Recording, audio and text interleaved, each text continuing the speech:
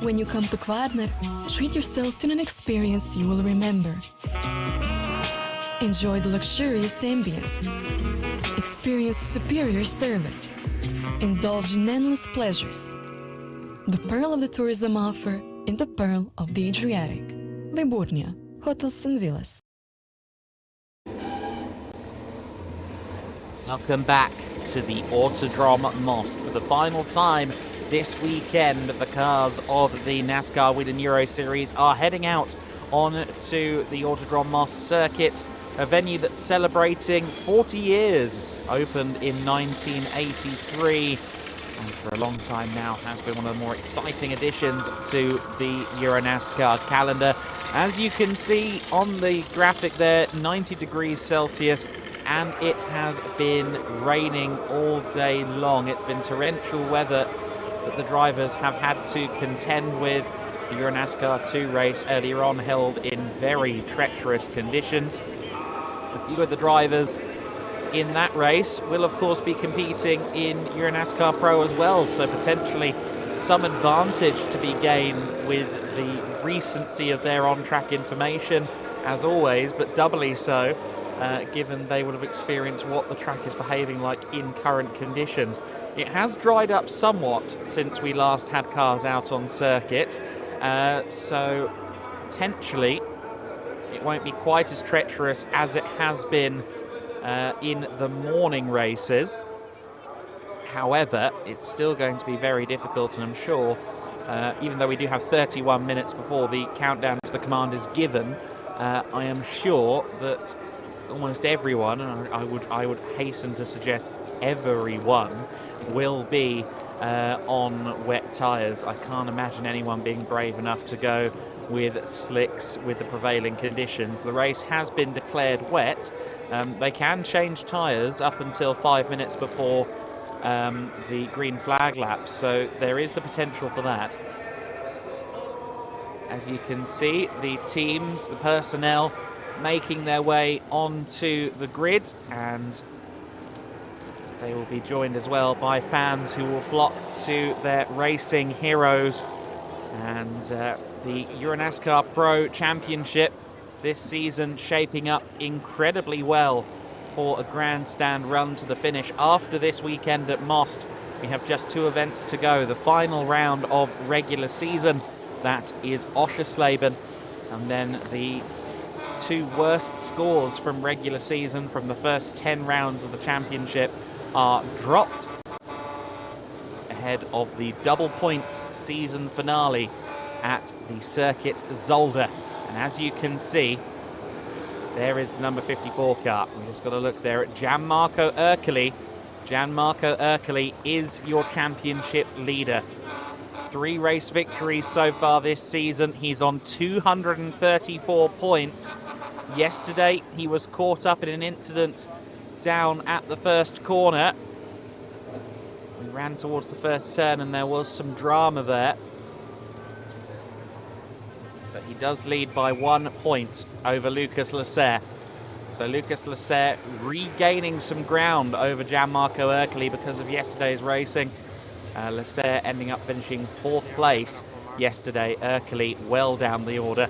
Vittorio Garelli, who won yesterday, just 10 points off. Anthony Kumpen only 12 points away as well. Ulysse Delso, 5th overall, also our junior trophy points leader. He's on 33 points back, so he's on 201 points total. Siortzis in 6th place, fighting Ulysse Delso every inch of the way for the junior trophy honours.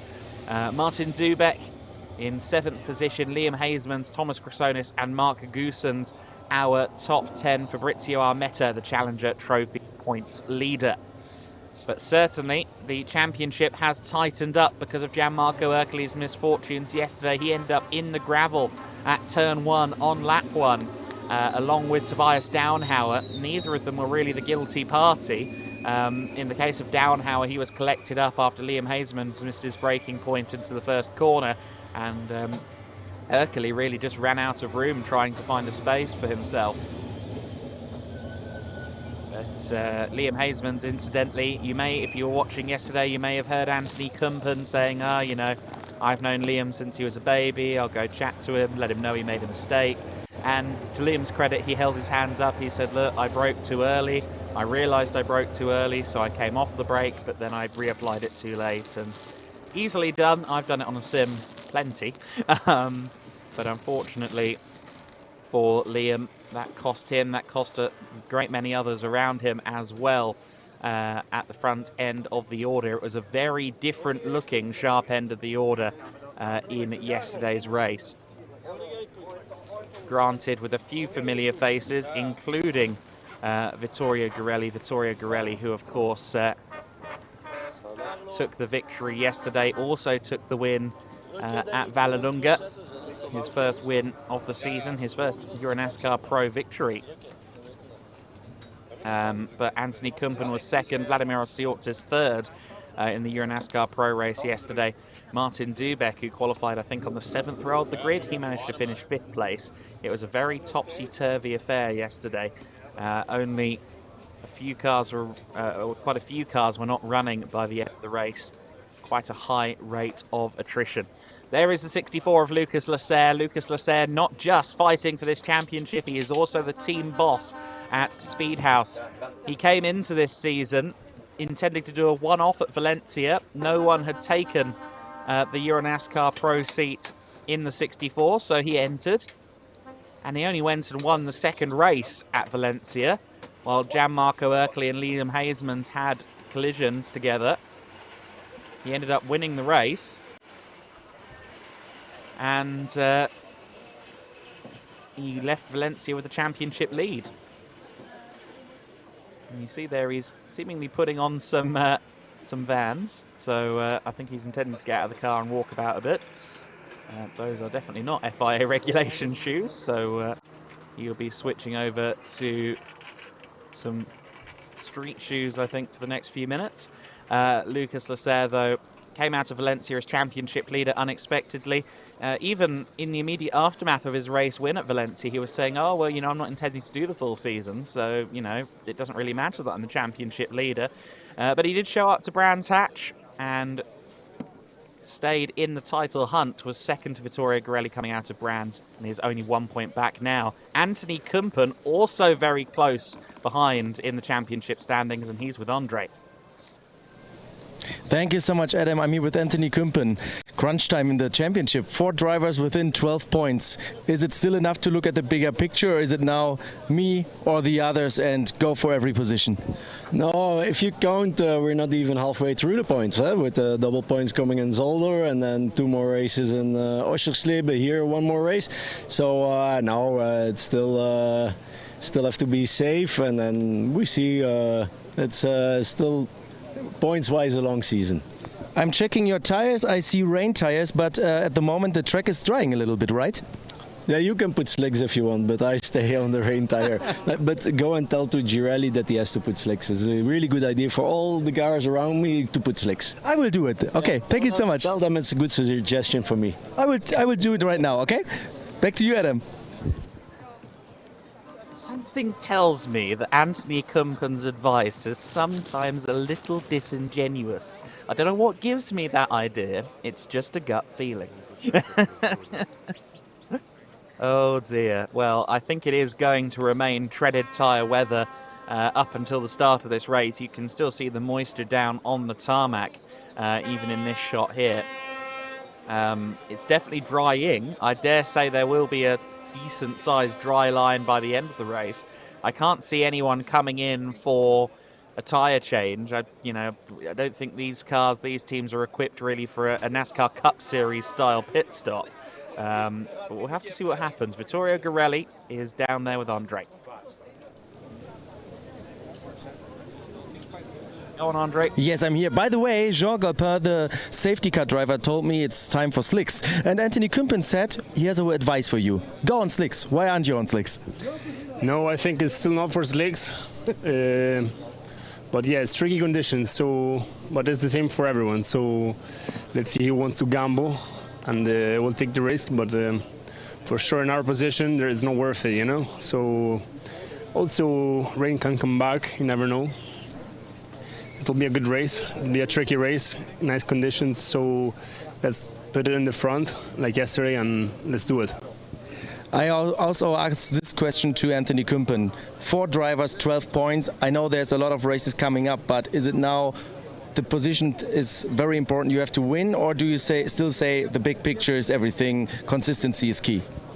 The championship is still very long, like very, very long. Even if you're already on the 4th weekend, you know, it's very long. So we just have to think about race by race, get the wins in, you know, and get points, and in the finals then we take the risk. You know what I mean? I know exactly what you mean. Thank you so much. Back to you, Adam. Yeah, I think that's the reality that the drivers are expressing there. Realistically, with that double points in the season finale, you do have to kind of stay careful and just get points on the board in the regular season before the double points become a factor. Of course, you can afford a little bit of miscreancy in regard to the points, because you do have 2 drop scores, but of course if you're dropping 2 zeros, that means you're losing a potential 80 points, whereas if you ace it all year long and you only miss, you know, say, or if you only drop 20 or points or something like that at the end of the year, then that's perfect. That means you've done as well as you could possibly do, and sets you up in good stead for the season finale at Zolder. So it's an interesting way of going about things. Lucas Lasser is with Andre, and I think he's one of the drivers that tends to think a lot behind the wheel.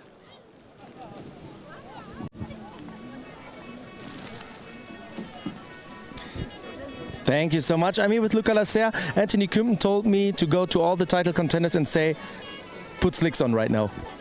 Yeah, I let Anthony to put the slick, and after that I will check, and if it's eventually the best choice.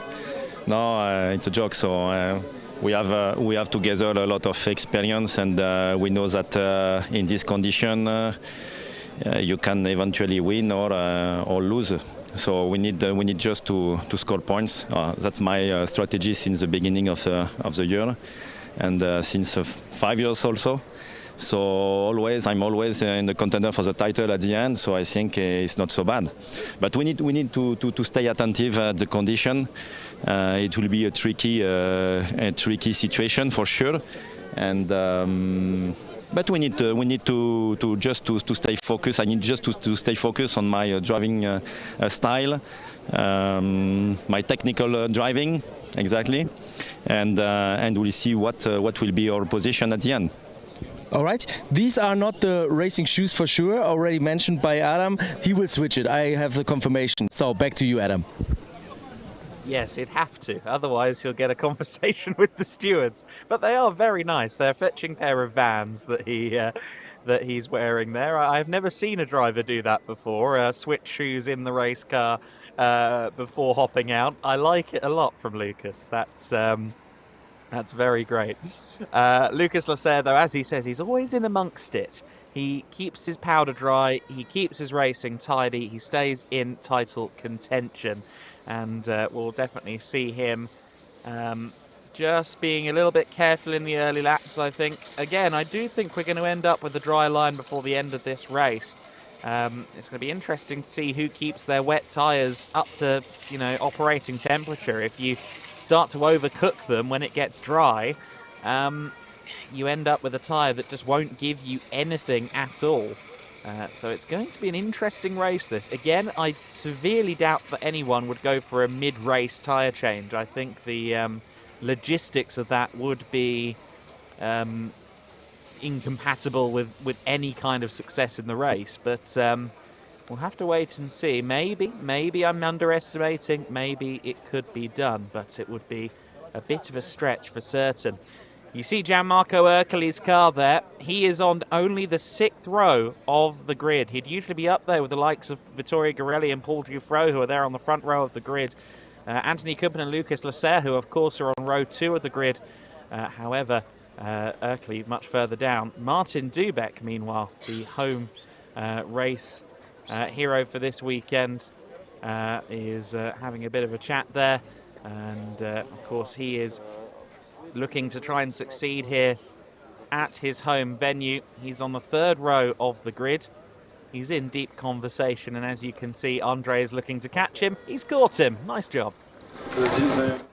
There was a talk with the race director, so I didn't want to interrupt there. I am looking around, and you're the only driver having slick tires ready here. What's going on? I don't think that I'm only driver. I don't know to provocate, but I'm still thinking that I will put there the slick tires. So we have still 20 minutes to start. Then I think it's getting dry, so maybe I will put there the slick tires and I will try that. I think that no rain, no more rain, so we will see. That's interesting, Adam. We will definitely take a look if these tires are going to be mounted on the car or not. So thank you so much. You're making it very interesting here. Yeah, thank you. Cross the fingers, but I think that I will use the slick tires. If not, I cannot win. All right, thank you so much. Back to you, Adam. Oh, okay. Bold stuff from Martin Dubek. That is, yeah, okay. I wasn't expecting that, but Martin Dubek sounds pretty self-assured in the idea that he's going to go to slick tyres. That could be an almighty challenge. We saw it in qualifying yesterday for both categories, which of course are held back-to-back. While parts of the circuit dry, other parts still have standing water. There are a few sections of this circuit that are still more than a little bit waterlogged, quite a long time after the rain has stopped falling. So we'll have to see. That's a bold strategy for Martin Dubek, but it could pay off for him. You know, it could be his way to victory. As I said, starting on the third row of the grid, he had horrible pace, frankly, in qualifying yesterday. I don't think the setup was quite underneath him, but he now starts on the third row of the grid and could well make some big money moves. Martin Dubek, though, looking to go on the slick tyres. Still, it strikes me as a bold decision, but it could be the correct one. Just because it's bold does not mean it's wrong.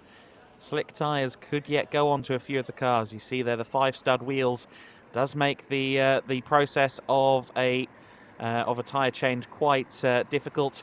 There's Gianluca speaking to Vladimiros Siortsis, and I think Andre is going to steal him away. Go to you, Andre.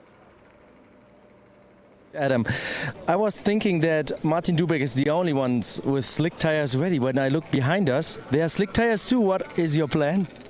Well, we will see the weather, what will decide, you know. As I said many times this weekend, the 3 races that are left now, I think we will have such difficult decisions in every race. So, yeah, let's see how the weather will react, and we will make the best decision at the correct time, because it's still dropping some water, but let's see. So it's not just a trick to get the other people a little bit confused? Well, it's racing, so you are always targeting for the best result, but okay. For sure, at some moments you cannot risk too much. You have to be a little bit smart and take the right decision. All right, thank you so much, and good luck later on. Back to you, Adam. Yeah, obviously his car, Vladimiros Siortsis' car earlier on in EuroNASCAR 2, it came to a halt, and hopefully they've rectified everything. I know they've had a bit of a recurring gearbox issue with Vladimiros Siortsis' car this year, so hopefully it wasn't a continuation of that, and hopefully it doesn't continue further into the EuroNASCAR Pro Race today, but he seems to think that slicks are an option, so keep an eye. It could well be. We'll keep an eye. Vladimiros Siortsis will be looking for some great success. I believe the ambassador for Cyprus in Czechia is still here, keeping his watchful eye on Cyprus's finest motorsport export of the moment. And he's been really impressive this year, Vladimiros Siortsis, particularly in EuroNASCAR 2. Hello, tyre changes ongoing potentially. Or are they just tightening on the bolts? You see their wet tyres on at the moment. I think Liam Hazeman's maybe having slicks on. Meanwhile, we go down to Andre. Gianmarco Ercoli next to me. You're still the championship leader, but 4 drivers, 12 points. It's getting really, really tight in the championship battle. Is it now all in, or still the big picture collecting points? So I have the leads of the standing. Today is hard for the weather because now stop the rain. I think with the rain I can arrive to the top, but without now it's difficult because a lot of drivers change the tires. But for me it's difficult. It's difficult to take the slick because I am first in championship, and it's possible go all in. But the weather, if in 10 minutes I arrive the rain, you arrive last. Yeah. It's a big problem for me. So I wait, and it's possible I start with rain tires. All right, let's see, because there are some dry patches already at the track. Good luck. Yeah, thank you. Good luck. Back to you, Adam. You know what? I'm not the bravest soul. I wouldn't be on wet tires. Sorry, I wouldn't be on slick tires in this conditions. Just it was 20 minutes ago, I grant you, but just looking at the state of the circuit when they were going around to the grid, I just don't think it's slick weather. And obviously, while this countdown to the command is ongoing, there aren't cars circulating.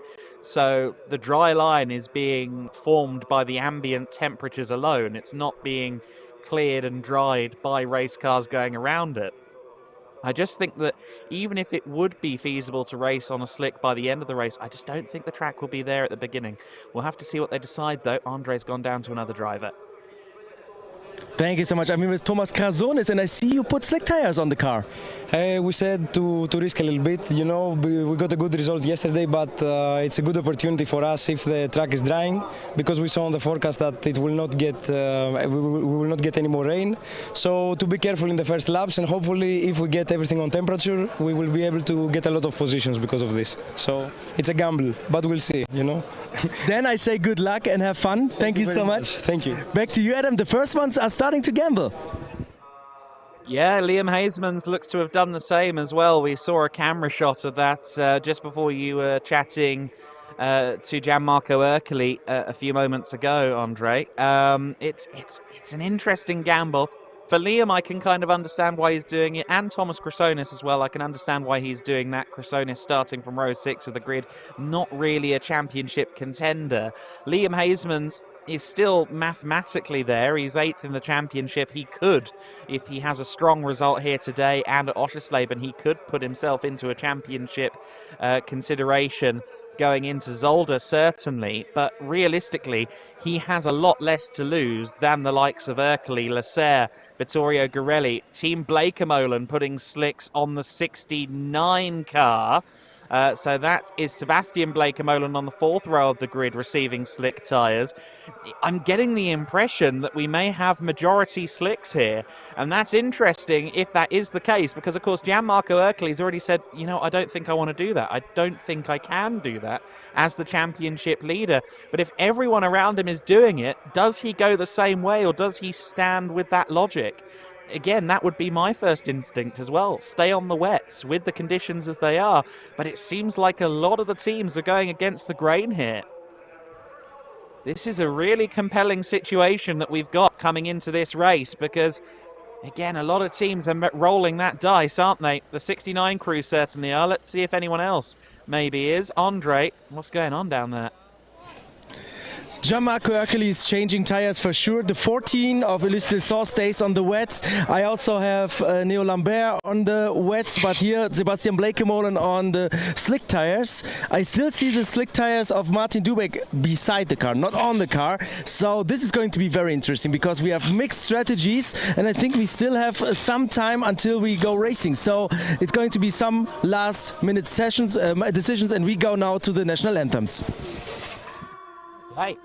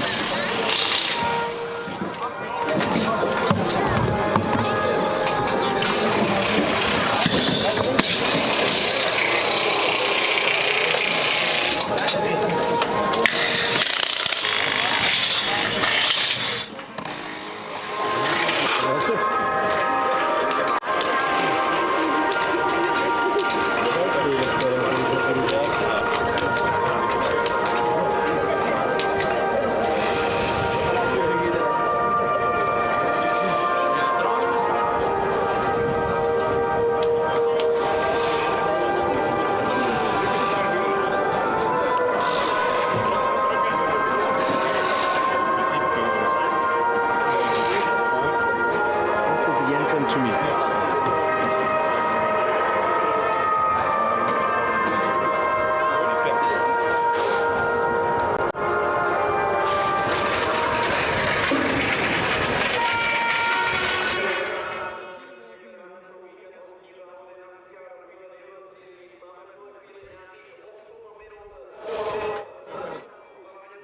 Okay, Andre, we're with you, my friend, so back to you. Perfect. I'm observing the situation right now. Vittorio Girelli next to me on slicks. We have Paul Giffreau on slicks, but now it's getting really interesting. Anthony Kumpen, I asked him, and I have to interpretate the face a little bit. He stays on wet tires. Same for Luca Lasea, but we have Gianmarco Ercoli also on slicks. So we have totally mixed field of tire choice. So it's going to be very, very interesting. We are now, let's say, about 6 minutes away from the command and 7 minutes away from the start of this race. We're going to have 2 formation laps. So yeah, this is a gamble. This is just a gamble. Back to you, Adam. And just quickly, Andre, while you're still with me, is Martin Dubeck still on his wets? I have to check. I have to really check because of the grid walk. It's quite full, so I have to check. Right. Okay. Interesting, because of all the people, if Martin Dubeck stays on the wet, then he has played the ultimate bluff, hasn't he? He's told everyone he's going slicks, and then he doesn't do it. That would be very funny indeed. Yeah, no. So Dorchikova was definitely still on wets earlier on. We know that. Thank you to Razor from the media team for that spot. We know that Tobias Downhauer and Max Lanza are on slicks. We obviously heard that Thomas Chrysonis is on the slicks. Anthony Kumpen on them as well. What's the status with Martin? Martin will be on wet tires. So completely different strategy here right now. He baited maybe some people here into changing the tires, but he seems to be quite confident with this choice. I think this is a poker game. Fun, fun, fun, Andre. Oh, goodness gracious me. Martin Dubeck, what have you done? Martin and Anthony both acting as the devils on everyone's shoulders, but actually Anthony ended up taking his own advice. Remember, 20 minutes ago, Anthony Kumpen said incredibly sarcastically that all of the title contenders should go on slicks, and he's only gone and done it himself. I don't know. Again, it was such a narrow, drying line less than half an hour ago, and cars have not been running since. Obviously, the drainage around a racing circuit is fairly comprehensive. I mean, it's definitely a gamble, and I really think that until frankly we see the first lap, I don't think it's possible to really predict which way it's going to go. Incidentally, the rules state that they can't be working on the car within the last 5 minutes before the command, so I think just about everybody should be done with the cars at this point. And another thing that's worth noting is the procedure in this race, as with all of the races today, Vladimiros Siotzis on slicks, I've just been told as well, so Siotzis has gone slicks.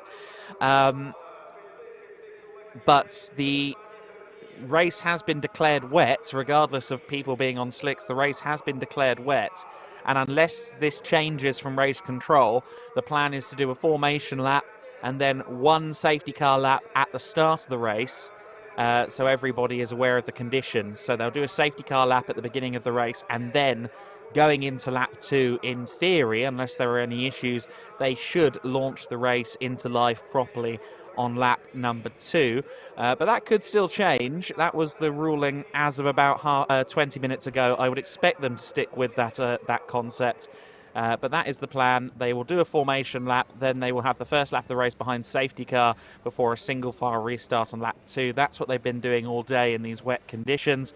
That may remain the procedure for this one.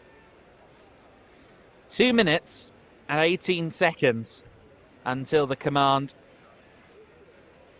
And it's a really interesting situation that has played out here. I would be on the fence until the very last moment if I were a driver. I don't know whether this should be slicks or wets. Paul Giffro is on slicks. We can see that this is the circuit that they'll be taking to, be it slick or wet tyres. 4.2 kilometres, 2.6 miles, 21 corners packed into that distance. That means a lot of challenges for the drivers to face, and you need the right tyres underneath you for those challenges.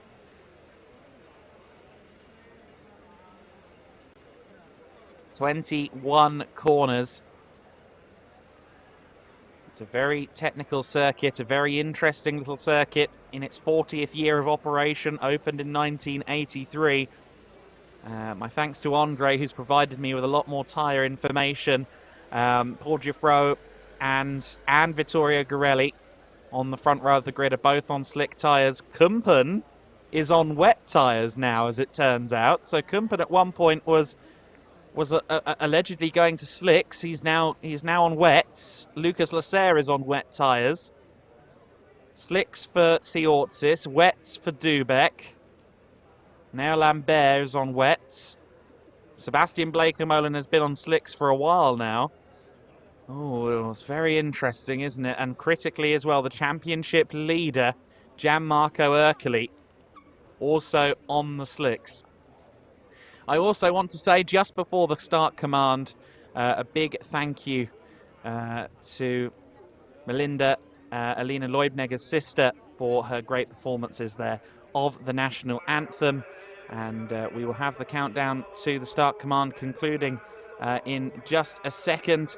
And it's going to be a youngster. Grand Marshal is young Lucas Smetana, 13 years old. He's a guest of Whelen Engineering, and he gets to give the command.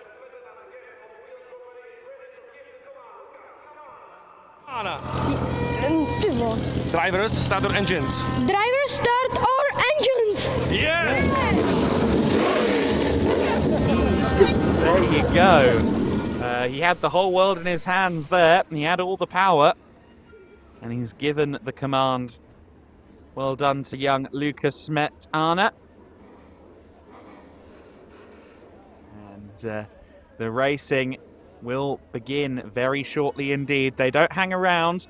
Once the command is given, the racing usually begins shortly thereafter. But again, our thanks to Melinda Leubneger for her performances of the national anthems earlier on. Now, though, a different kind of noise entirely, equally pleasant, as these small block V8 motors burst into life. We are just a few moments away from going racing. It will be Vittorio Garelli who will lead them off behind the safety car. The procedure seems to remain as alluded to 20 minutes ago or so. The bulletin suggested that we will have a formation lap and then a lap under safety car as the first lap of the race. So this will be the formation lap, and then I expect the safety car to stay out there for one more lap.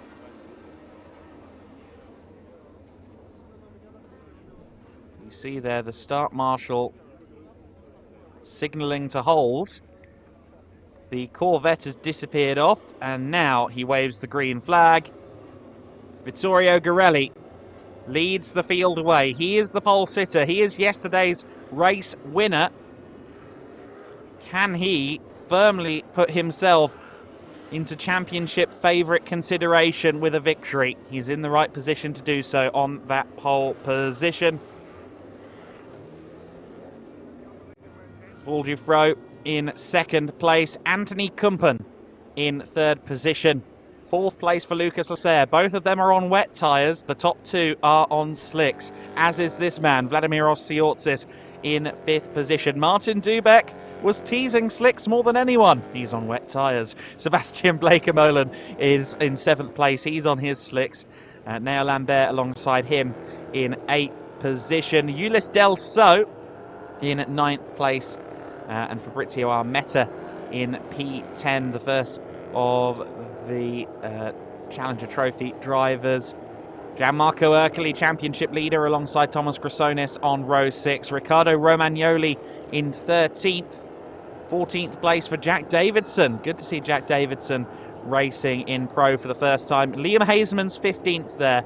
Liam was the first driver I saw with slicks being installed onto his car.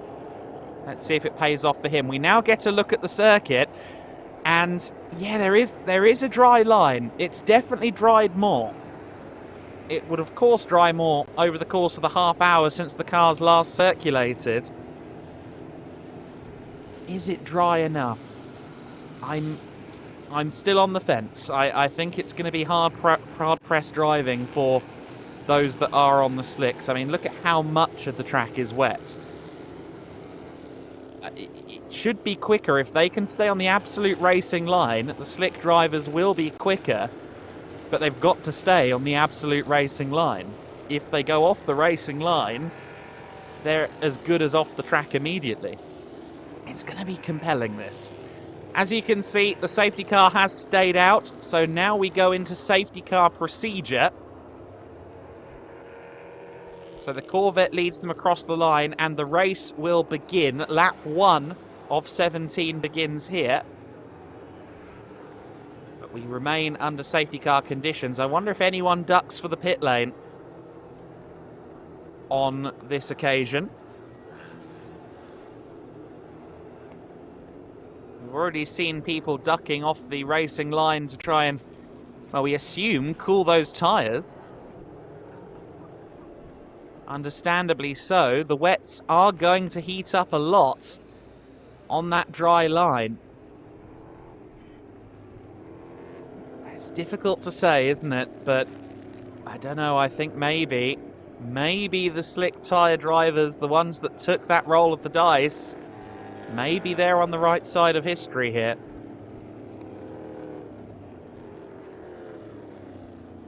I'm at a loss. I'm not sure. Until these guys are at racing speed, I don't know. There is a dry line. I just don't think it's wide enough at places. I just don't think there's enough room for error. There's not enough margin for error yet for the slicks, to my eye. But my eye is at best an untrained one. Anthony Kumpen and Lucas Lasser both on wets on the second row of the grid, so that's going to be the guinea pig scenario, because Vittorio Gorelli, our pole sitter, and Paul Giuffreau in second place, they are both on slicks. The second row both on wets. Vladimiros Tsiotsis and Martin Dubek on the third row also split. Tsiotsis is on slicks and Dubek is on wets. Safety car, as expected, is in this lap. So as we fire into life on lap 2 of the race, all of the speculation will cease, and we will find out who has made the right call. Again, the racing line is definitely on the verge of dry. In places it is dry. At some sections of the circuit that are lower speed, like turn 10, I don't think it's quite dry enough yet. The same likely applies to turns 1 and 2 as well. It also looks a bit treacherous around this section, turn 15. I don't know. I still think at least in the early stages, this is going to be wets. But as I did allude to earlier on, I think towards the end of the race, it will be the slicks you want. So maybe it's going to be a case of the wet tyre drivers taking an early lead and then either having to pit or suffering a fall through the order. It's a single file restart. So we'll begin lap 2 in single file. They'll run down towards the pinch points of the circuit, turns 1 and 2.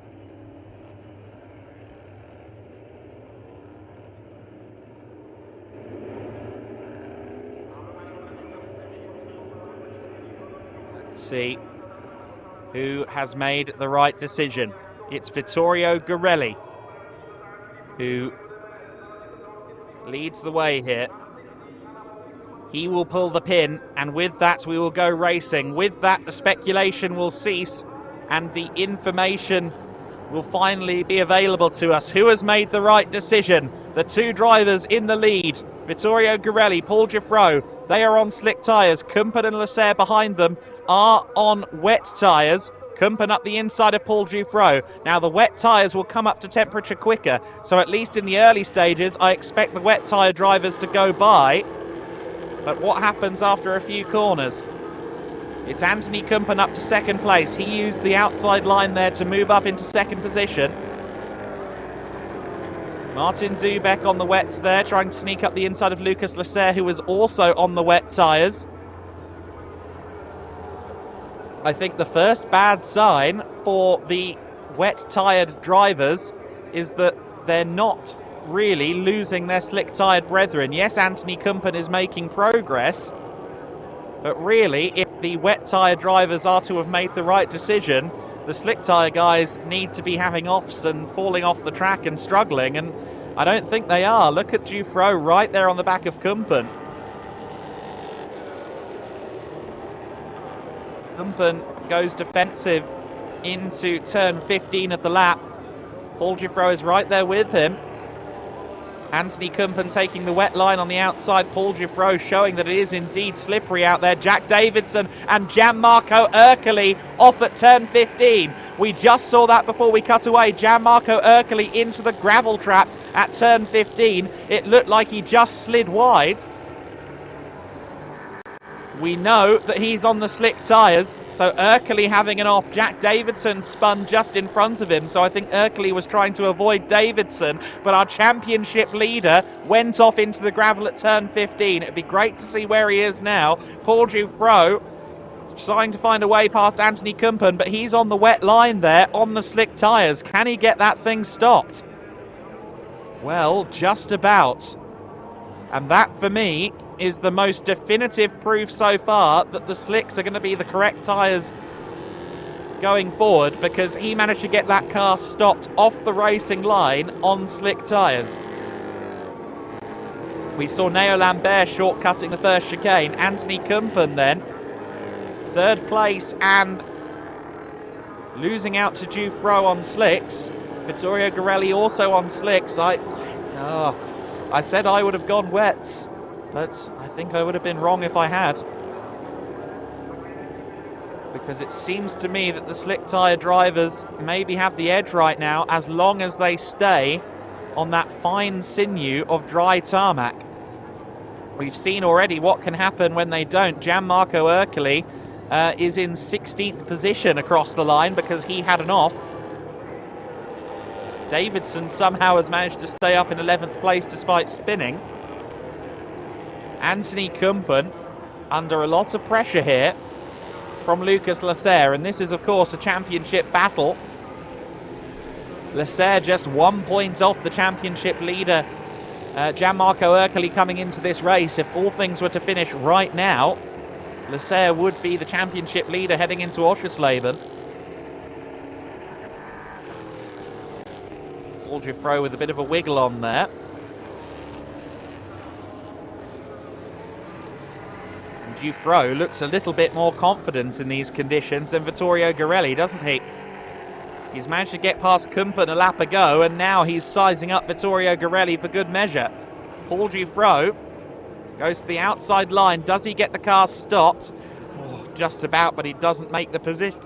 Pardon me, he doesn't make the position. I'll remind you that prior to EuroNASCAR 2 at Brands Hatch in June, Paul Dufresne had never raced on a wet track before. He's really taken to it well. He put in a solid performance, a second place in EuroNASCAR 2 earlier on today in the wet conditions, and now in these treacherous but manageable on slick tyres conditions, he is once again showing his worth and showing his class here. Anthony Kumpen falling back 3 seconds and more on that lap alone. Thomas Defel's car stopped there as well. And we just saw that on the outside of turn 13 as Paul Dufresne continues to size up Garelli, who's gone out wide, and that's the lead for Paul Dufresne. Paul Dufresne into the race lead.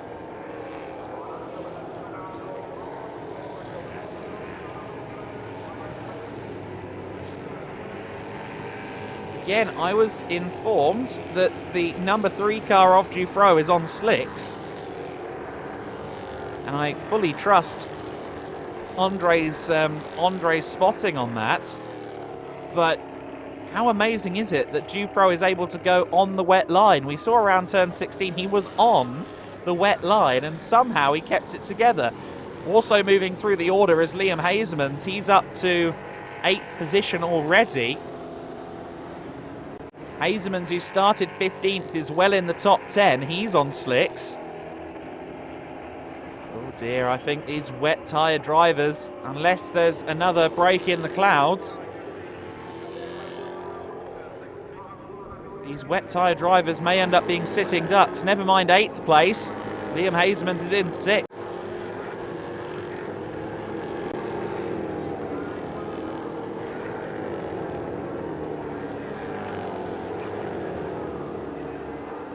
Anthony Kumpen losing out there to Lucas Lasset. Apologies, I was just reading some updates from race control. Full course yellow potentially. Yes, full course yellow under short notice. The bulletin has been declared. We are now under full course yellow conditions. I've got word that the car number 1 of Michaela Dorchikova has come to a stop. I've also had a bulletin through to suggest that Dorchikova needs to head to the race director after the race, and full course yellow has been declared. So there has been an incident somewhere, evidently. There is the number 1 car.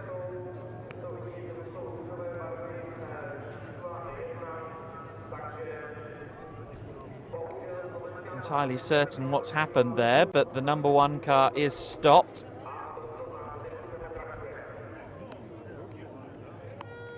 There is Michaela Dorchikova, and she looks particularly frustrated. Again, she's been summoned to race control after the race, which suggests to me that there may have been an incident and that perhaps the blame is attributed to herself, but she certainly looks very frustrated. Car being recovered. Lucas Lasser then just about getting past Anthony Kumpen in time.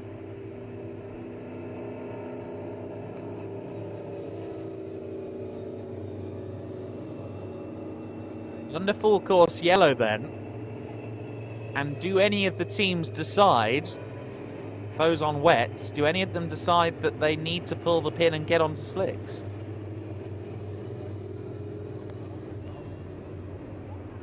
There's nothing to say you absolutely cannot change the tyres, as I understand it, but it is a laborious and slow process.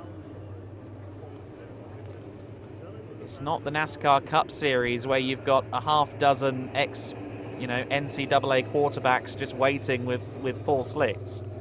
A process will take longer. Well, the process of changing tyres will take longer. This is sprint racing.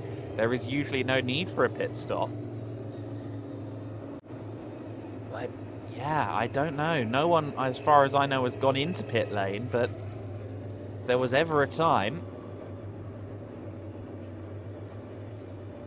And as I mentioned that, I'm hearing that some drivers are starting to put their wipers on now. Whether that's just to combat spray or whether there is any rainfall, I don't know.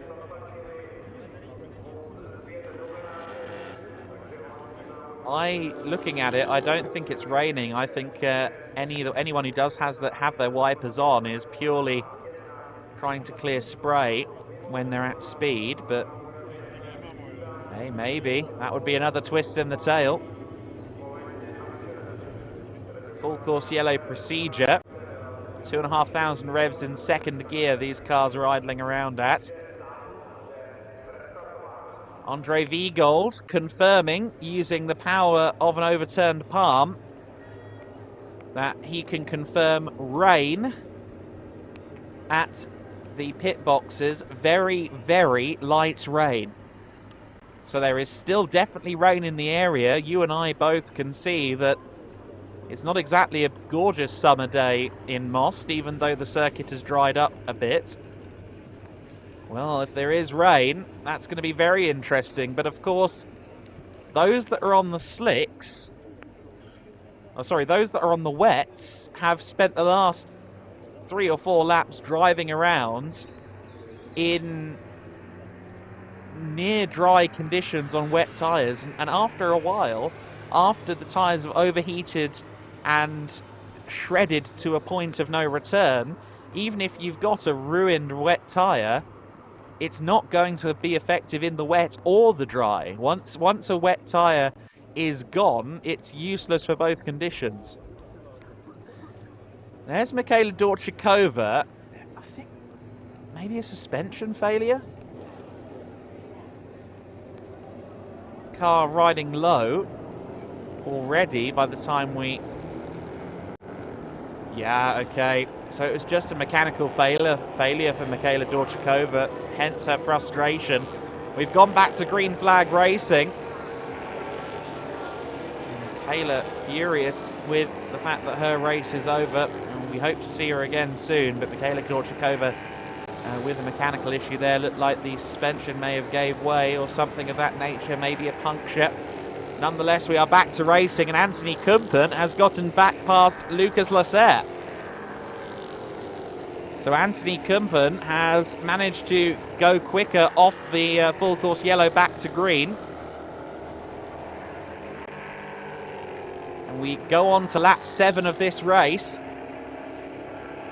with Anthony Kumpen back in 3rd position. Paul Giffreau is your race leader. Lucas Lasser extremely late on the brakes into the first corner, gets himself back past Kumpen. Little tap there from Kumpen to Lasser, but Lucas holds strong in 3rd position. Tobias Downhauer right there behind Martin Dubeck. I think Downhauer just got himself past Liam Hazemans as well, because Hazemans started the lap just ahead of Tobias Downhauer.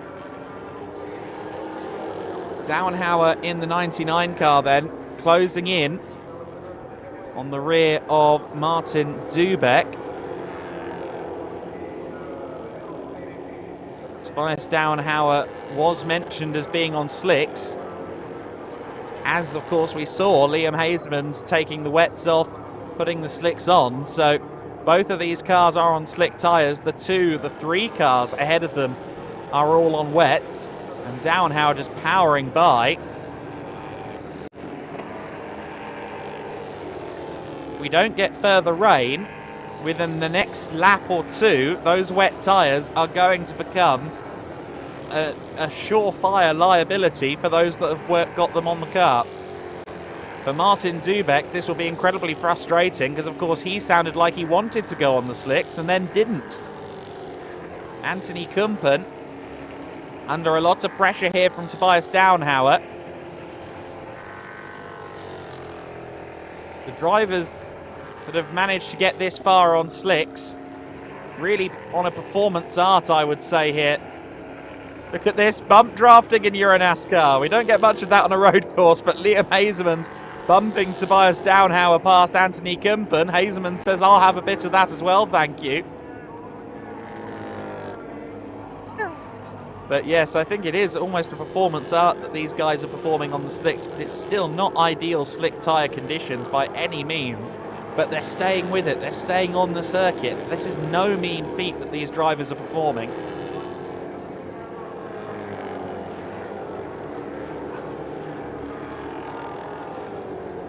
Hazemans in the 50 then has followed Downhauer through. They're now in 4th and 5th place. Theoretically, they will have the edge over Lucas Lasser. Paul Giffreau and Vittorio Gorelli ahead of Lasser are both on the slicks, of course, so the advantage is minimal there. There is no advantage for them over the leading pair. But look at how quickly Downhauer has just managed to dispatch Lucas Lasser. Downhauer gets into 3rd place. Still very, very light rain out at the pit lane, I'm being told. But nothing serious, nothing that would actually wet the track in any serious way. For Lucas Lasser, for Anthony Kumpen, they are going to be begging Zeus, the god of weather, for some rain. I'm not sure it's forthcoming right now. Hazemans gets through into 4th place.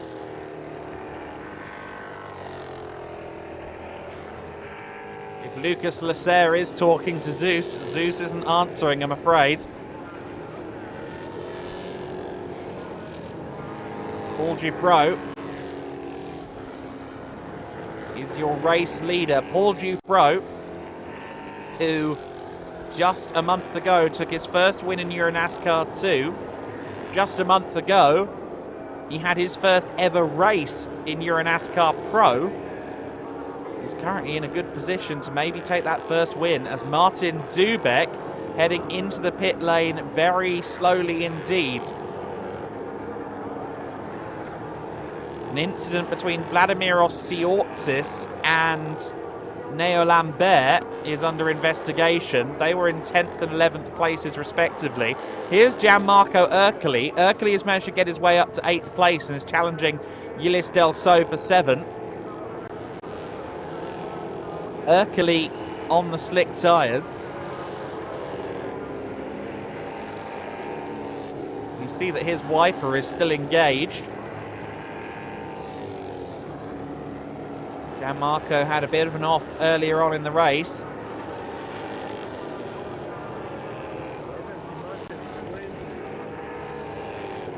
Ercoli has been making good progress here over the last few laps. He's trying to minimise his losses here. And of course, with Ercoli in 8th position and Anthony Kumpen just ahead of him in 6th place, Lucas Lasser just clear of him in 5th, Gianmarco Ercoli could really minimise his losses. In fact, he could make gains in the championship. Granted, Vittorio Garelli in 2nd place is probably going to be out of reach for him, somewhere in the region of 20 seconds up the road from Gianmarco Ercoli. But in terms of the championship battle, this could be huge for Gianmarco. Both Anthony Kumpen and Lucas Lasser are on the wet tyres and they appear to be sitting ducks. Anthony Kumpen already in the crosshairs of Gianmarco Ercoli. Liam Hazeman's resolutely holding on to the back of Tobias Downhauer as well in the battle for the final podium position. Has Anthony Kumpen managed to hold off Gianmarco Ercoli for even this long though? I suspect he'll be all over the back of him. Liam Hazeman's seeing what he can do about Tobias Downhauer for 3rd position. Hazeman's not able to make a move yet. Has Gianmarco Ercoli managed to get by Kumpen yet? I think it's just a matter of time before the championship leader overtakes one of his main championship rivals, the 24 and the 54. We'll have to wait and see. Liam Hazeman's and Tobias Downhauer having a great scrap here. Interesting note here that there goes the number 54 car. Oh, and Anthony Kumpen squeezing Ulysse Delso a bit there. Jack Davidson in the 48 car, who you see just behind Delso in 9th place, the black and red GT Omega back car. That car is to receive a 5-second penalty for contact with the 54. So I thought that Gianmarco Ercoli simply spun or simply went into the gravel avoiding Jack Davidson. But apparently there was contact between Davidson and Ercoli, so says race control. And so Davidson with a 5-second penalty for causing a collision, I'm told. And you saw the graphic confirming it as well. But Ercoli up to 6th place, Lucas Lasser some 10 seconds up the road, and Anthony Kumpen has fallen a dozen seconds back from Lucas Lasser. So he's really struggling on those wet tyres at this point. It's funny, isn't it? Because Anthony Kumpen was facetiously saying, jokingly telling everybody to go on the wets. Or to go on the slicks, I should say. He used Andre Viegold as his conduit. He said to him, oh, go tell everyone they need to be on slicks. He stayed on the wets, and it turns out he was right. He did need to go on the slicks. Very funny. Liam Hazeman's still all over the back of Tobias Downhauer. Liam Hazeman's 8th in the standings. Tobias Downhauer only joining for Brands Hatch. He will have 2 zeros to drop from Valencia going into the Zolder finale. So I'm not sure Downhauer is going to be a title contender here. Hasemans, though, would really like to reinvigorate his title campaign with a good, strong result here. And if the likes of Anthony Kumpen and Lucas Lasser continue to fall through the order on their wet tyres, and only Vittorio Garelli among the real title contenders is outscoring him, then that would do Liam Hasemans a world of good. 8th in the points and a little way distant from the rest of the contenders. Paul Giuffreau, who only joined at Valencia, who only joined at Vallelunga in the EuroNASCAR Pro category. I don't think he will be any sort of consideration in the championship, but certainly Vittorio Garelli, one of the primary title contenders, but currently Liam Hasemans is in front of everyone else he needs to be, except for Garelli. However, he wants an extra point, and in order to do that, he needs to get past Tobias Downhauer. If you're new to EuroNASCAR, it's 40 points for a win, 35 for second, 34 for third, and it continues to go down in ones from there. So it's only 1 point, but it is also a podium, and Liam Hasemans is also a young racing driver, as is Tobias Downhauer, and both of them will be eager to get on that podium. Be able to say to sponsors, to backers, look, podiums, I'm quick, back me for 2024. Liam Hasemans sizing up Downhauer. He's got a good run towards turn 20, and Downhauer knows it, so he took the inside line there, then cut back across to the outside to make sure he didn't scrub speed at the corner. Hasemans out of the final corner, turn 21.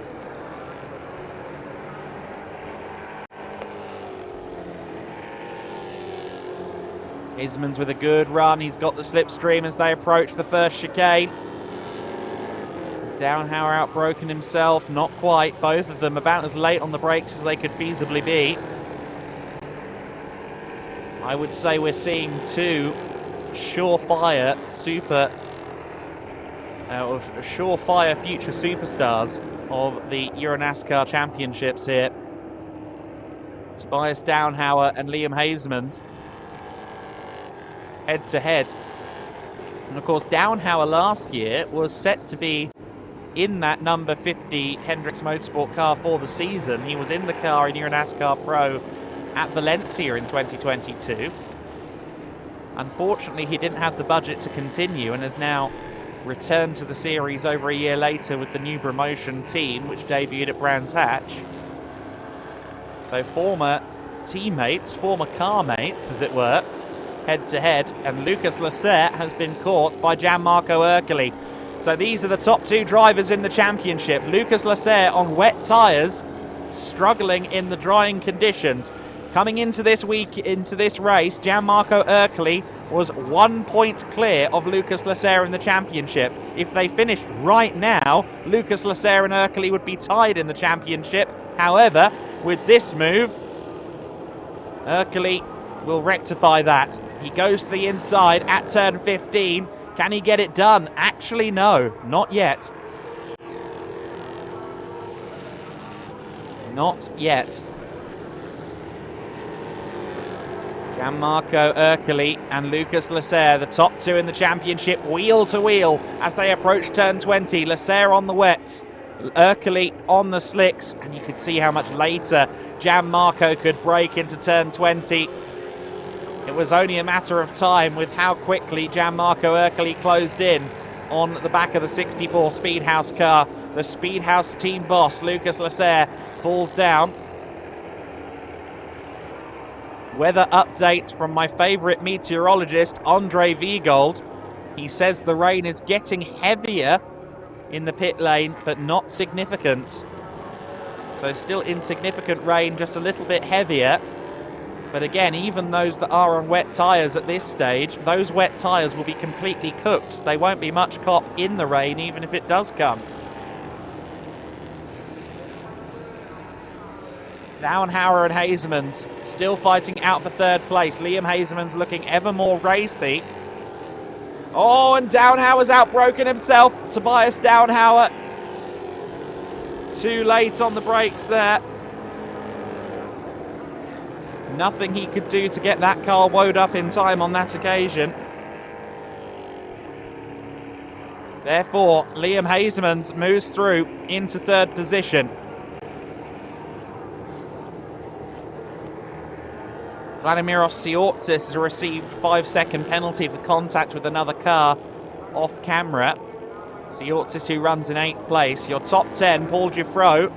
Oh, and Paul Giffreau, the race leader, getting caught up there with Romagnoli. Being a bit physical there. I think Romagnoli may be realising now that he's dealing with the race leader there in the lap traffic. I think some of those who were on the wet tyres really struggling.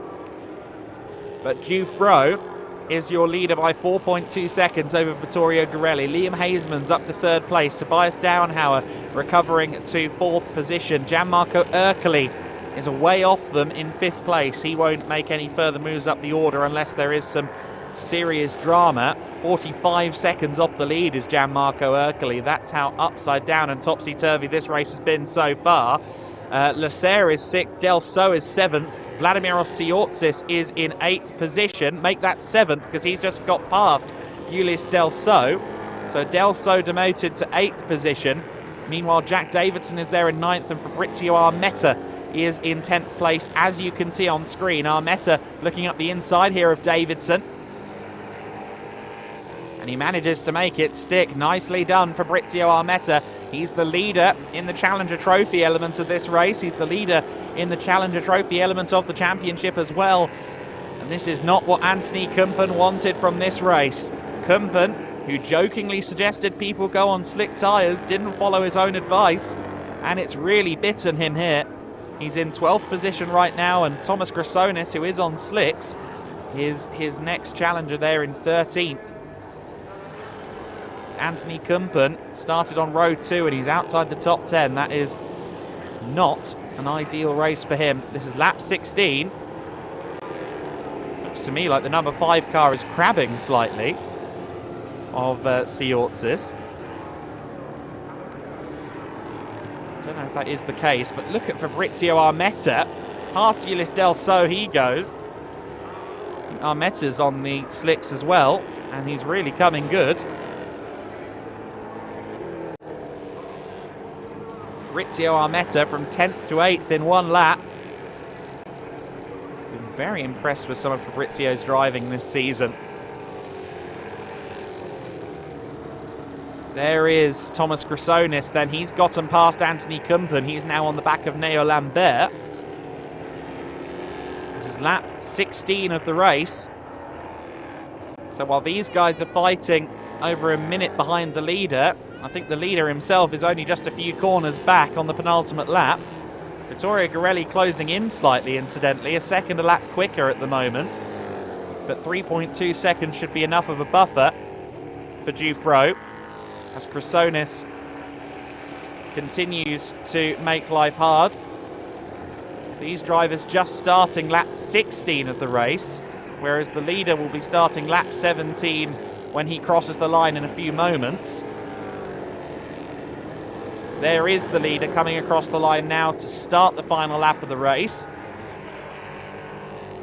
Paul Giffreau with an advantage over Garelli, but the question is how much of an advantage? 2.1 seconds.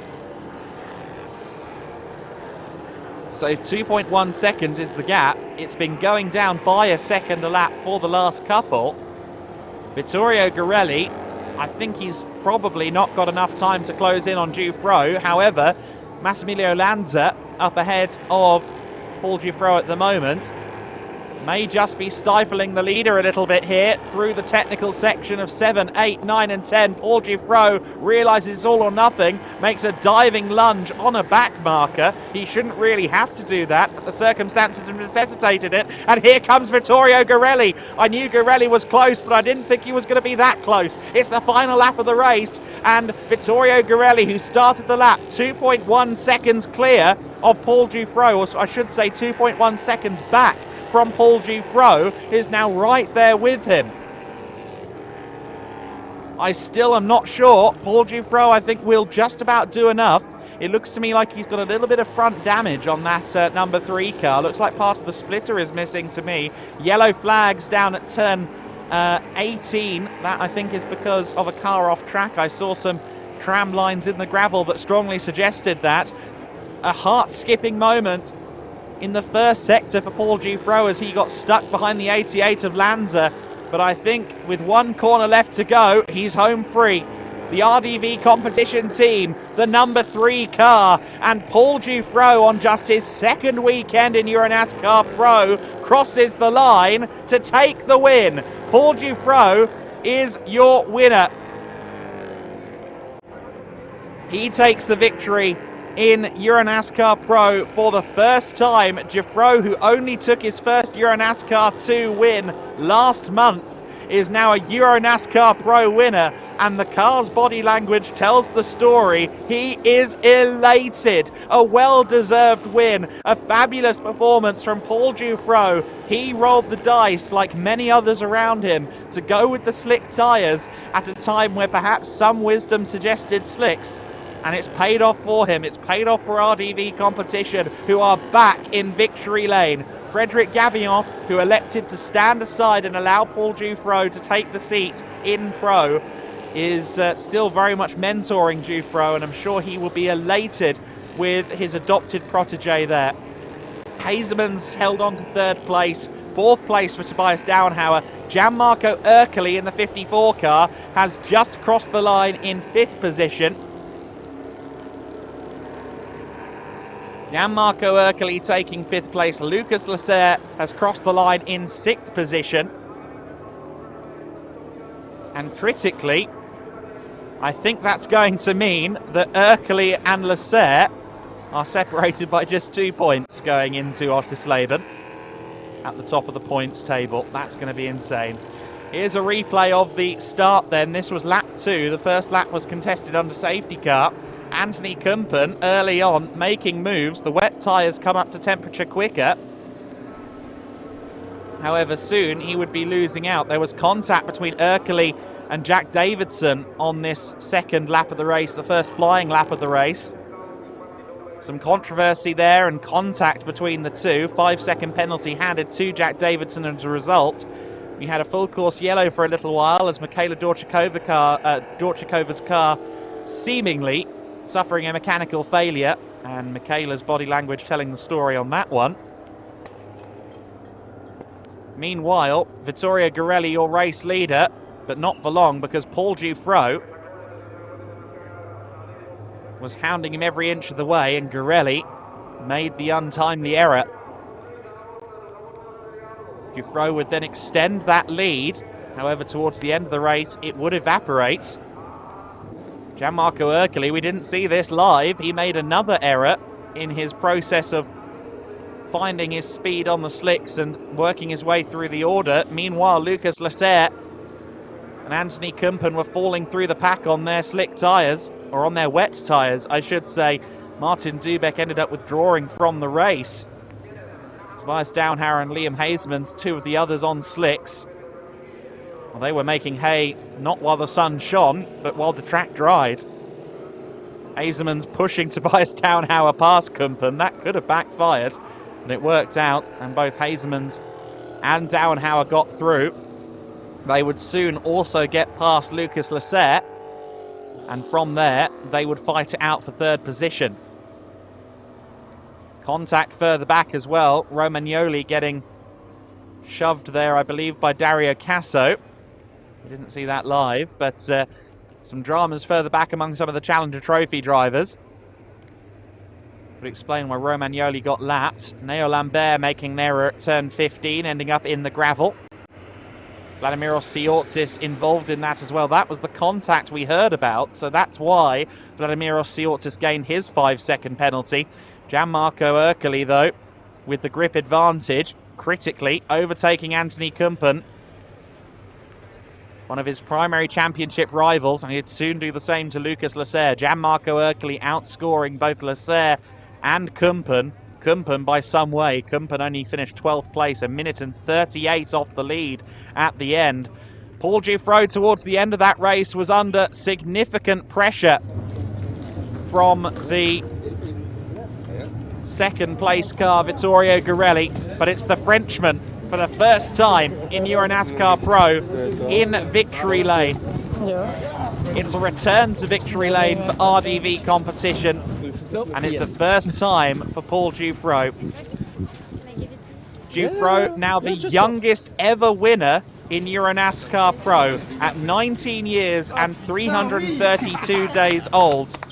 He will be 20 next time we see him, or on the verge of turning 20 next time we see him, but he is the youngest ever EuroNASCAR Pro race winner at 19 years and 332 days. My thank you to Razor, our stat man, for that information. Andre Viegold, you're there with Paul. I'll hand down to you now.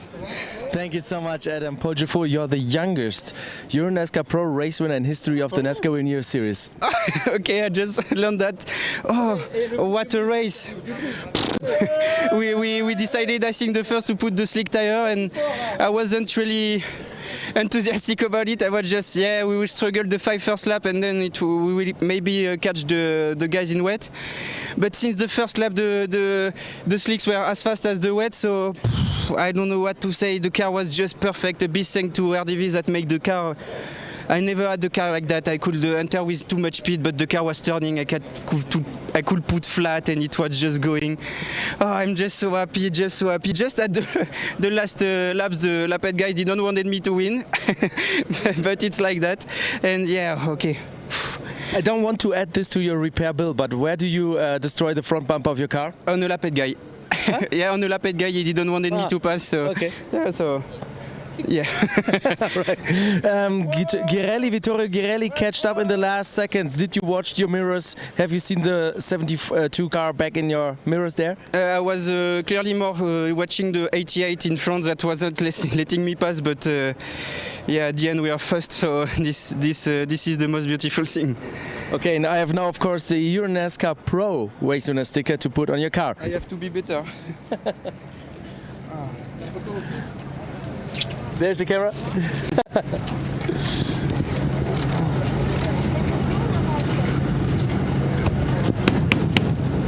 Bravo! Back to you, Adam. Crooked a bit, but Paul Dufresne very precise with his driving, more so than he is with his sticker placement. Dufresne, the youngest ever EuroNASCAR Pro race winner. I think it was with Riccardo Romagnoli. The little bit of contact that he was referring to. He had a couple of dramas with back markers towards the end of that race, which rewarded him with some damage, as he alluded to there. To confirm the championship, it will still be Gianmarco Ercoli in the lead as suggested, but before we talk through that in any more detail, back down to Andre. Team boss of RDV competition here with me in EuroNASCAR Pro. It was a long time coming, and now you're back in victory lane. How is it? Yes, 5 years. The last one with Fred Abraham in Redach in 2019. So I'm very happy. I'm very proof of Paul. Paul is a very good driver, and I think we have prepared the perfect car for this race. He's very good. We are very happy. Congratulations, so good to see you back here, and yeah, have fun celebrating this race. Yes, you can be sure of that. Thank you. Thank you, back to you, Adam. And now the points.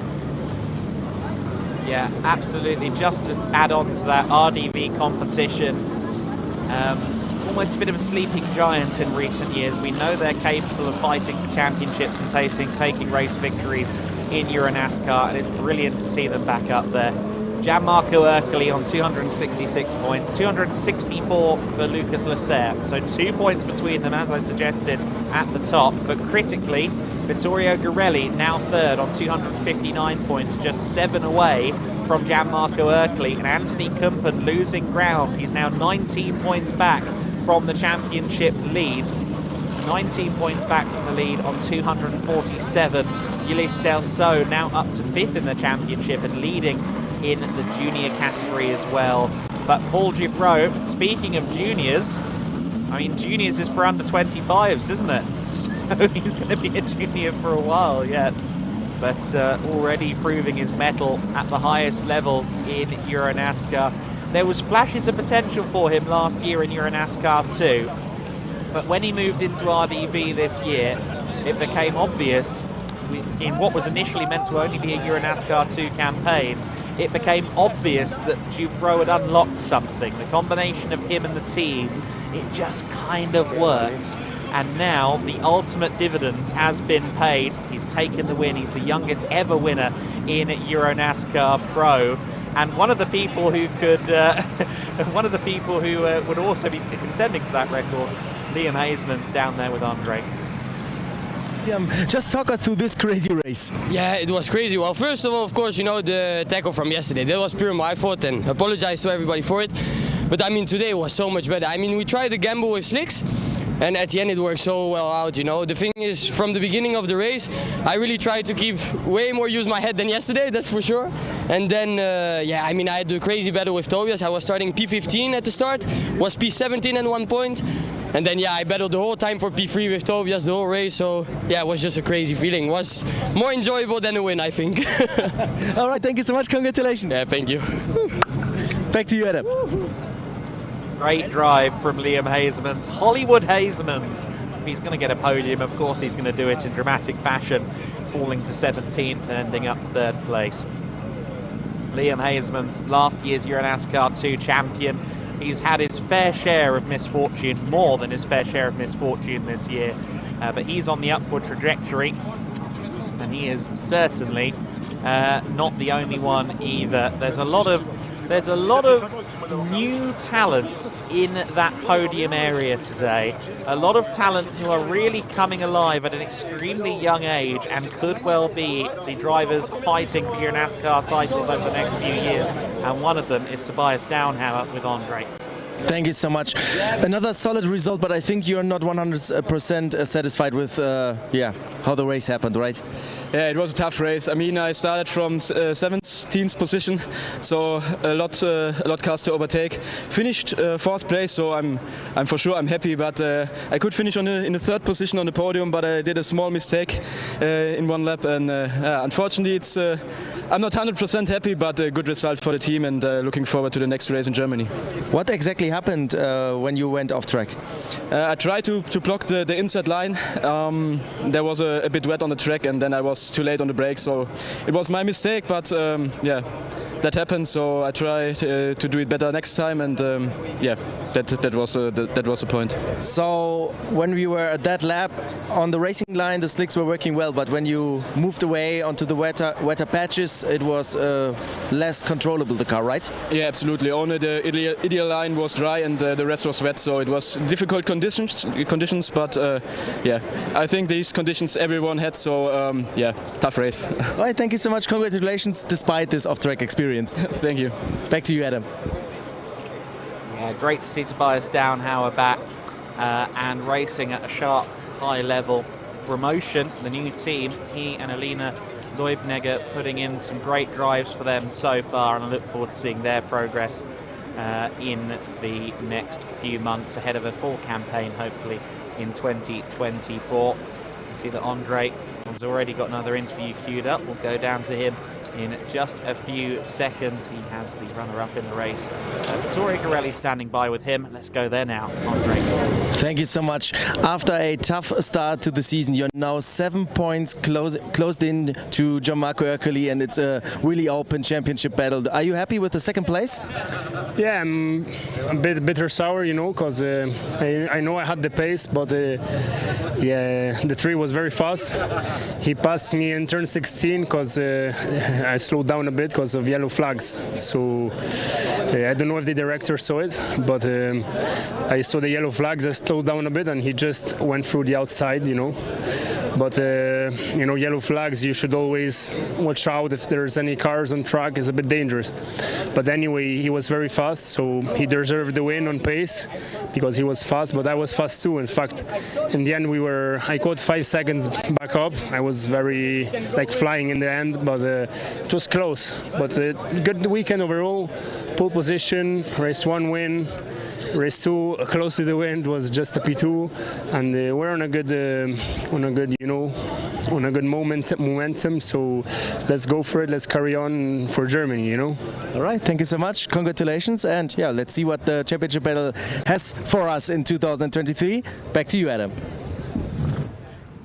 Much like Paul Giuffreau in EuroNASCAR 2, it's a first season in EuroNASCAR Pro for the combination of Vittorio Garelli and Team Bleekemolen, and on an upward trajectory, as he was alluding to. Vittorio Garelli has been really showing out. He had 2 race wins already this year at Vallelunga and yesterday at Most. But Paul Giuffreau is the young man at the moment. They're having a chat at the moment. I can't hear it, but maybe you can. I think a podium is forthcoming, though. Of course, quite a few celebrations to get in. And of course, with a hop, a skip, a jump, and a flurry, Liam Hasemans is up onto the podium. 3rd step of the podium for him. Vittorio Garelli taking 2nd position. And Paul Giuffreau claiming the top step of the podium for the first time. The youngest man ever to do so. He will receive his trophy momentarily. Liam Hasemans getting the 3rd place trophy and his bottle of the Guerin family Pano.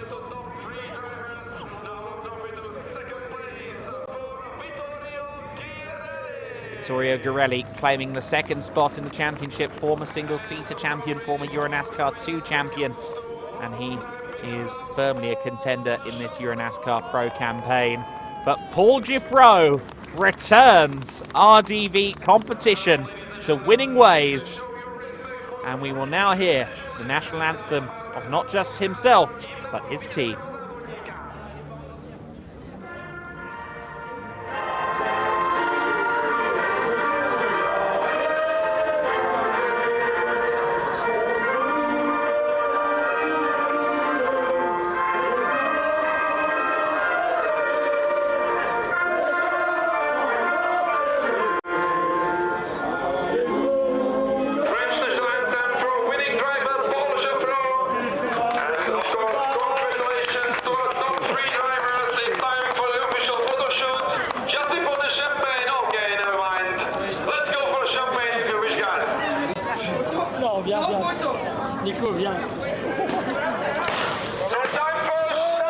Champagne is being sprayed then. And Paul Giuffreau basks in the moment with champagne in the eyes and a prize in hand. Paul Giuffreau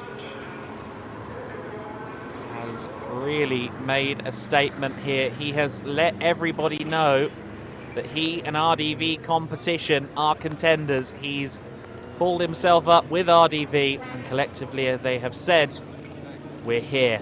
EuroNASCAR, we're here. In the case of RDV, it's very much, we're back.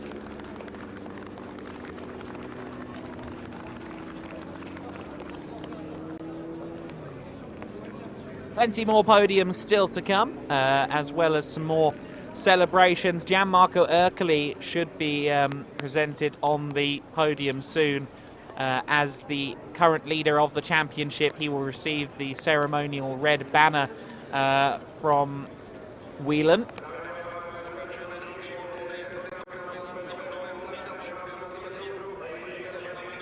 Whether or not he is currently in victory lane or whether he will get that presentation later, we'll have to wait and see.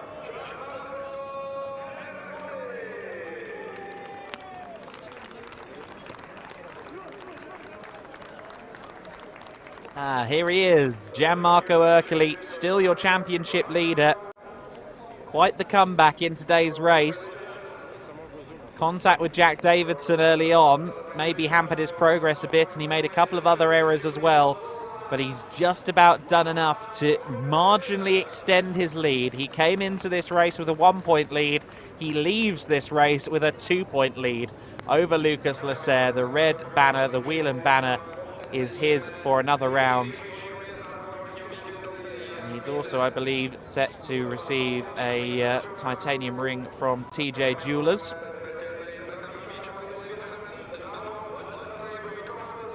Next up, the Best Team Awards. For the first time in a while, it's going to be RDV competition up there for the best team.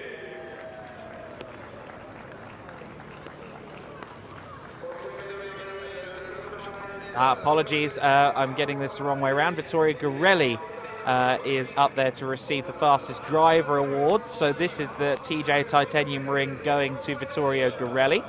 So Gianmarco Ercoli will have to wait for a titanium ring, but I think he's already got one this year. It is Vittorio Garelli who takes the titanium ring from TJ, presented by Marco Raggi. And congratulations to Garelli. He had a really, really good weekend. As he alluded to, first and second place. Very much a successful weekend for the Italian driver. He seemed a little bit of the opinion that maybe he should have had the win. However, it is with RDV competition, it is with Paul Dufresne, and they now head up onto the podium. The best team awards going to RDV competition. Number 3 car there, only entry.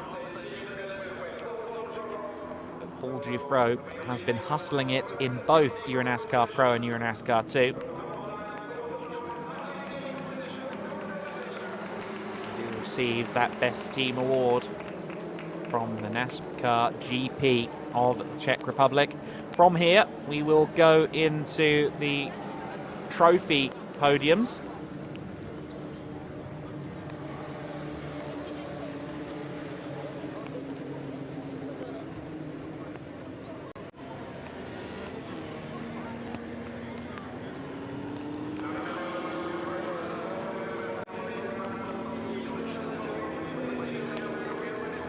Starting with the Junior Trophy.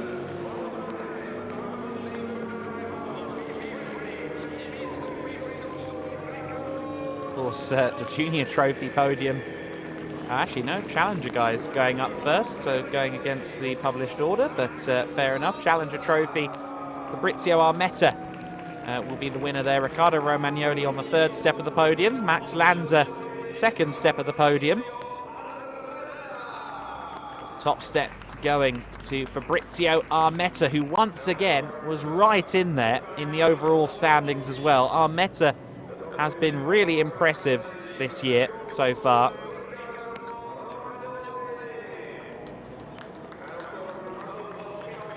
I've been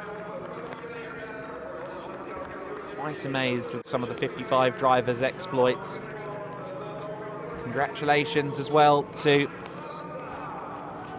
Riccardo Romagnoli receiving that 3rd place trophy. Max Lanza, who of course almost tripped up Paul Dufresne a little bit on the final lap of the race. He claims 2nd in the Challenger Trophy. Fabrizio Armetta taking the spoils, taking the family Guerin Pano, extending his advantage in Challenger Trophy as well. They will post the pictures, and then I believe we will also get the Junior Trophy podium.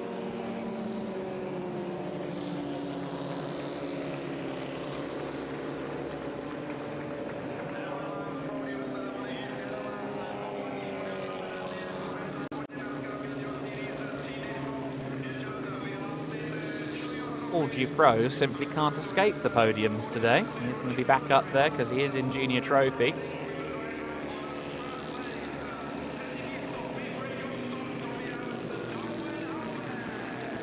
Tobias Downhauer with the 3rd step of the podium in Junior Trophy.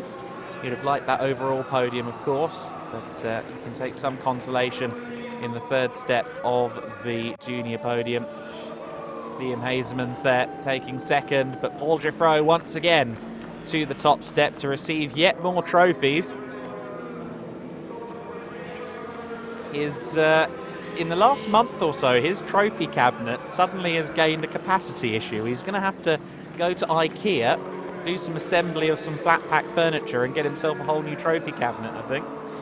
Tobias Downhauer with the 3rd step. Liam Hazeman's taking 2nd position in the juniors. Paul Dufresne, the Junior Trophy winner, also the overall winner. I think we're going to see more and more of that.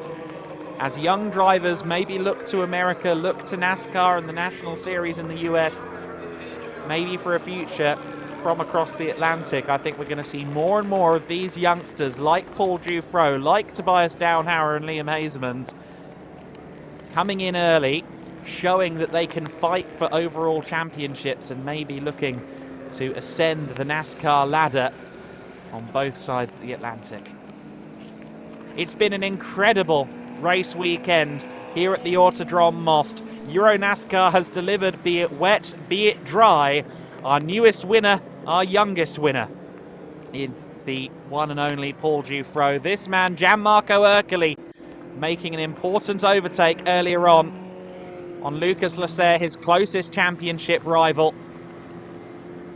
It was this bit of racing between the two of them that would eventually see Ercoli into 5th position, and Tobias Downhauer's critical mistake that cost him a podium.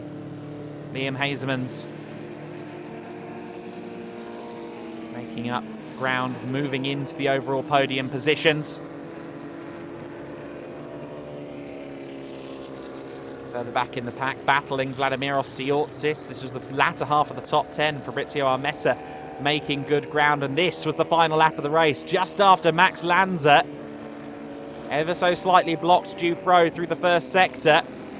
Vittorio Gorelli had to lift out of the throttle there. Paul Dufresne just about managed to block, and Paul Dufresne has managed to take his first ever EuroNASCAR Pro victory. He's the youngest ever driver to secure a EuroNASCAR Pro race victory. He won't be a championship contender this year. He only joined the team for the Pro order in July at Vallelunga. But I somehow doubt this is the only time we're going to see this man spray champagne in relation to EuroNASCAR Pro. Paul Dufresne is your newest and youngest ever EuroNASCAR Pro race winner. He will have the opportunity to do it all again at Oschersleben. Please make sure you join us for the NASCAR GP of Germany as it returns at the Motorsport Arena Oschersleben next month.